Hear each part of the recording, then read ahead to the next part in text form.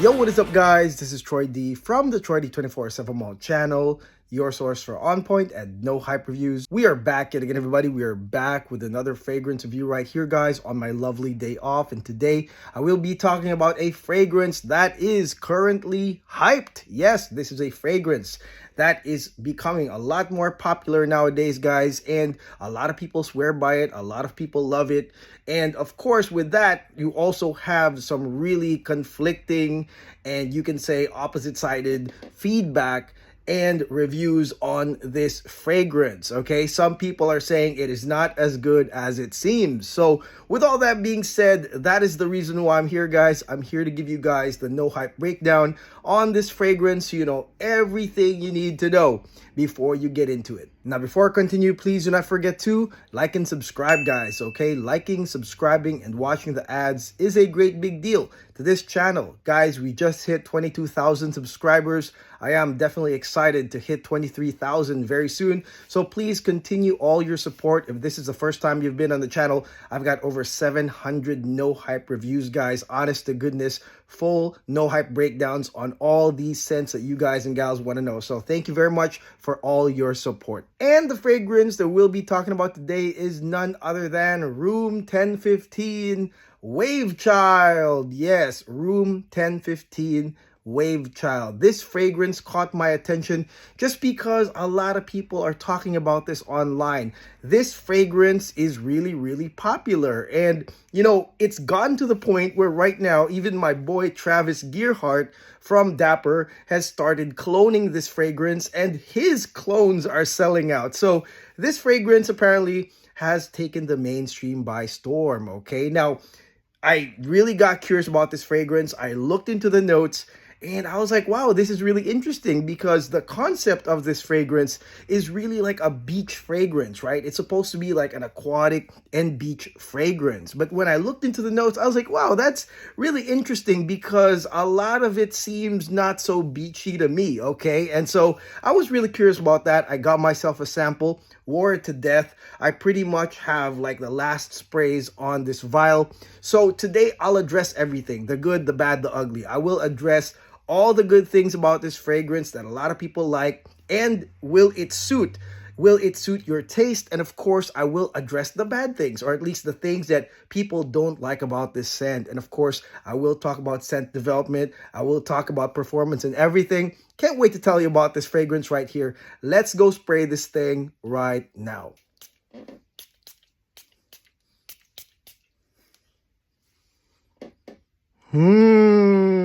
Okay, guys, now let's talk about this fragrance right here, Room 1015 Wavechild. Wavechild, man, that sounds really cool, and that name got me too, guys. But anyways, this fragrance concept-wise is about the beach, and it's not just any beach.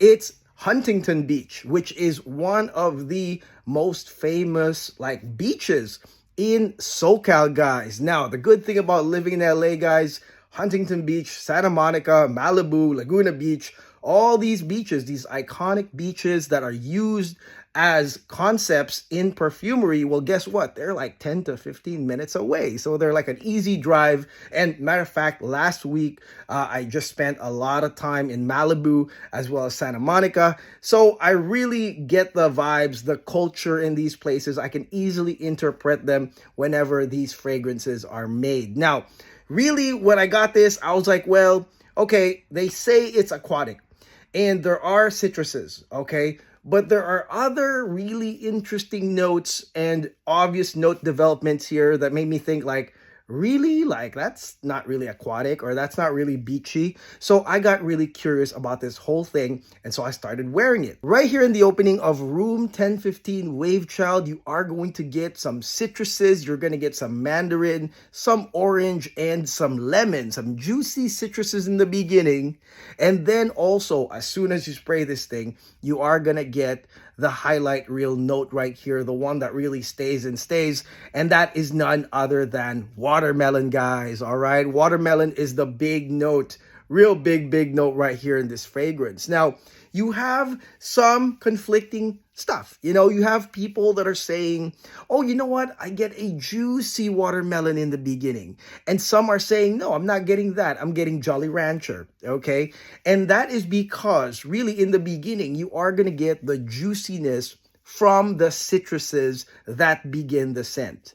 And you can say it's kind of aquatic because there are some mandarin notes, which are really good aquatic notes right here with some lemon. However, like I said, with that being said, these are lingering citruses, but really eventually you are going to smell that watermelon. And the watermelon in this fragrance is not really like a juicy photorealistic watermelon. No siree, or no ma'am. This watermelon right here specifically smells like hard candy. All right, it is a watermelon hard candy smell, and it smells kind of like a watermelon lollipop, or in some cases watermelon Jolly Rancher. You can choose your weapon, guys, but it does smell like hard candy. And again, like I said in the beginning, yes, it's kind of juicy smelling because of the citruses at the top, but eventually it's gonna be taken over by this candy-like watermelon lollipop Jolly Rancher style. Now, at first, I thought to myself, like, this, a beach fragrance? Like, you gotta be kidding me. This is not an aquatic, beachy type fragrance because it goes from the citruses to that candy-like watermelon. And I was like, oh, that doesn't make sense at all if you put this side by side with actual aquatic fragrances that go hard on the citrus, maybe some woods, maybe some salt, some ambergris. Those are some real beachy aquatic type fragrances. But this one went into a candy-like watermelon. And you know what I said? Thank God that I was in Santa Monica last week in Malibu. And I realized that this is a beach lifestyle scent. That's what it is. It is a beach lifestyle scent. And if you look at the beaches here in California, it's a little bit different from the beaches in, like, say, Puerto Rico or the Philippines, where it's a lot of swimming. It's a lot of really getting in there, guys. But the beaches here are really, like, most of the year, if it's not summer, it's more of like a lifestyle area. People don't really swim. People really just go shopping, like on the pier. They like to go to the pier. They like to shop. They like to go to the cafes and the bars.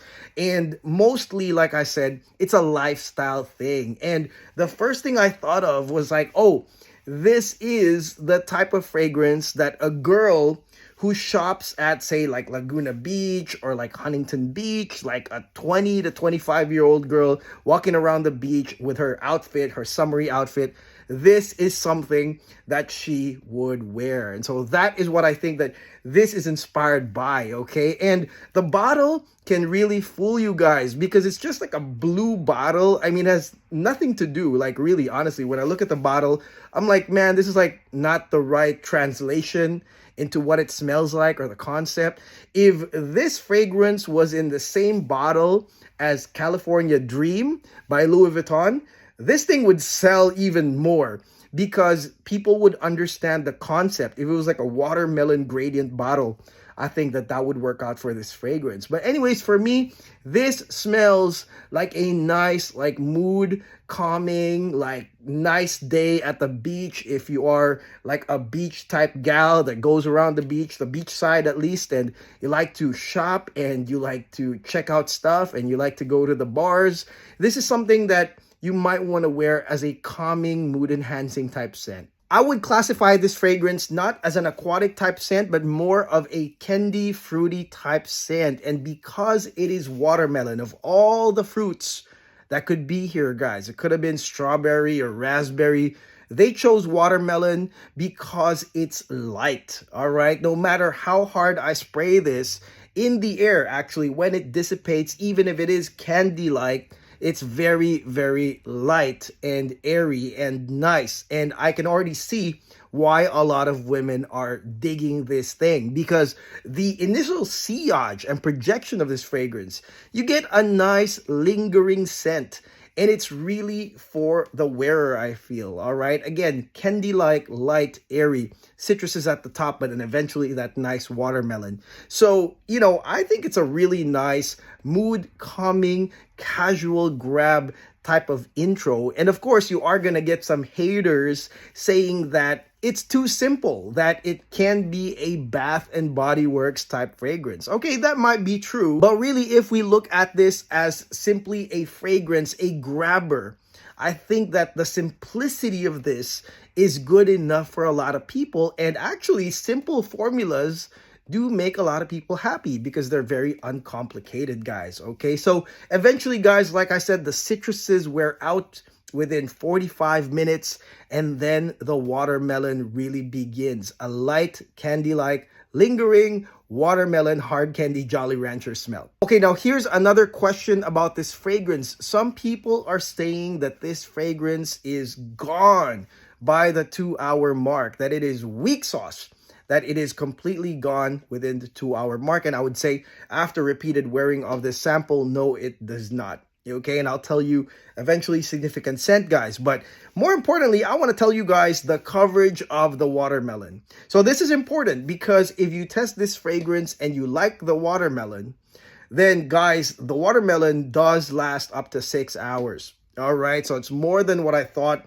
I was waiting at the 2-hour mark for this thing to die, but no, the watermelon actually lasted up to 6 hours. Now, there is another mid note that adds some body into this mix, and that is coconut. Okay, and coconut is supposed to be like a thick, creamy note that actually, if it's gotten thick, then it's kind of like not a summery scent. But here it is a mild coconut note that blends in with that watermelon in the mid, guys. Okay, again, adds some body, some tropical flavor. And again, I really think about the, Huntington Beach, and I really think about Malibu and Santa Monica, all these people going to Malibu Mart. I just feel like this is such a girly fragrance to wear. And yeah, like I said, the coconut definitely adds that vibe, adds that body, and pushes that performance, like I said, pushes it up to the 6th hour. So that is a long coverage, guys, because watermelon starts from the first spray, again with the citruses, and then coconut eventually adds some body, I would say like 1 to 2 hours in, all the way up to 6 hours of this scent. Okay, so now let's talk about the dry down of Room 1015 Wavechild, guys. Now, you gotta like the candy-like smell because, guys, at the end of the day, the amber in the dry down will take over at the 6-hour mark, and it is your honeyed amber, and it's actually a very seamless transition. It's almost like it went from the watermelon and you don't really smell the transition, and suddenly it's amber. It's sweet honeyed amber towards the dry down at the 6-hour mark. Now, there are some woods here. There's some ambergris, but for me, it smells kind of like just like a salty note. It's almost like a salt accord was placed here, which, okay, smells kind of beachy. So you have some woods and some salt here to kind of balance it. Great for those that, guys that want to wear this. You get a little bit of some beachy ambergris and woods. But of course, the amber, though, the straight up honeyed amber, continues from the watermelon, and it is the most prominent part here in the ending as well. Now, the bridge note is going to be some slight dry cacao. Okay, so that is what makes this fragrance not really a Bath and Body Works, because it's not a one-dimensional, one-trick pony. Because eventually, like I said, coconut blends in. You got some dry cacao as the bridge, and then, of course, ambergris, some saltiness in there, some woods. And so it's not really, I would say, like a one-dimensional, one-trick pony. Okay, I'm just saying that the watermelon, the candy-like watermelon, is the longest lasting, most prominent thing right here. And again, it is a calming type of candy-like watermelon. So just imagine, plus the coconut, I mean, it's some really nice, relaxed vibes wearing a sweet candy-like perfume that goes into that ambery cacao ending, which is really, really cool. So it's a nice dry down for me. And with that being said, now I see why a lot of people love this fragrance. It's very usable, actually. And not only that, but there are not a lot of fragrances that do smell like it. As simple as it is, Again, guys, they could have gone into another fruity mix or with a watermelon that's not candy-like, but they went this route. And I think it's pretty genius because, like I said, it made me, like, it put me in that position of someone that is just hanging out at the beach in California, okay? Not just any beach, but Huntington Beach, Malibu, Santa Monica Pier. And again, this is so congruent to that feel. It made me think about, like I said, California Dream, that kind of feel from Louis Vuitton. And this is a fragrance that, again, is very usable. It's a casual grabber type of fragrance. And will it work in the summer? I think so. I mean, I think honestly it could be great for cooler weather, but you know, if you're going to use it as a beachy type scent, I think that the wind will hit you eventually and will provide that kind of airiness to this that will really, really complement this fragrance. So it's okay. It's okay for summer, not necessarily for it, but it can actually work out in summer, guys. But I would say spring is a nice time to wear this, maybe even fall or AC environments, casual hangouts with your girlfriends or with anybody. It's a great grabber, guys, and that is why a lot of people like this fragrance. And again, more so, this is a mood calming type of scent, puts you in a nice mood because of the candy-like sweetness and the coconut right there. So I think overall, guys, as simple as it is a very likable fragrance. Okay, now let's talk about total performance. All right, so it did not die at the 2-hour mark, but how long did it really last? For me, it lasted up to 9 hours. Okay, that's max significant scent. However, I will say this, that even at hour 12, I could still smell the amber here and there in the fragrance. But I would say like total significant scent.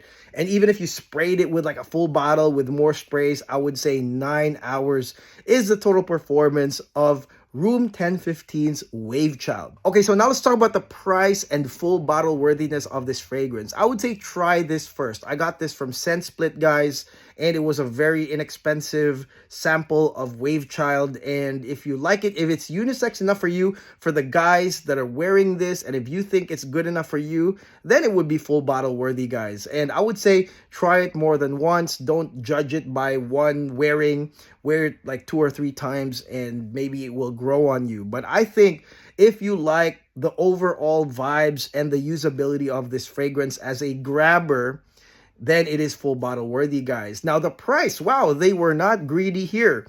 The price is $155 for 100 ml, which is a very, very competitive price. And that is why I feel bottles are selling out on this fragrance because, hey, it's not that expensive. I mean, that's not even the discounter price. I mean, eventually we'll get there. So because they're not really that greedy, or maybe, you know, that's really the price with some profit on it, I think that it's a fair price at $155 for 100 ml. Big bottle with a lot of usage. And maybe, you know, if you're a girl, you can, you know, get your girlfriends and sisters and cousins to like use it too, because it's a big bottle, so it's definitely shareable. So I would say the price is very good on this one. Ultimately, guys, this fragrance Wavechild is a very interesting scent, and to me it's proof that you don't need a lot of complexities to really grab the minds and hearts and noses of a lot of people that will be happy about a fragrance. You know, you don't need to, and all you need is a few good blends and maybe a spotlight note that people can really like latch onto and like, and you have a mainstream hit. So I can understand why this is a mainstream hit, the simplicity, and I would say the concept of this being like a beach lifestyle fragrance really hit home for me, given that I live here in California, and this is definitely something I can see growing in popularity, guys. All right, and that is it. That is my no hype review on Room 1015 Wavechild, guys. Let me know in the comments below what y'all think of this fragrance. Do you love it? Do you hate it? Is it just meh, or is it truly, truly amazing? I would like to know, because I'm sure at this point a lot of y'all have already tried this and a lot of y'all have not, but are curious to know what, you know, everybody else thinks. So please comment below with your feedback. And again, please do not forget to like and subscribe. I will see you guys on the next video. God bless, take care, peace.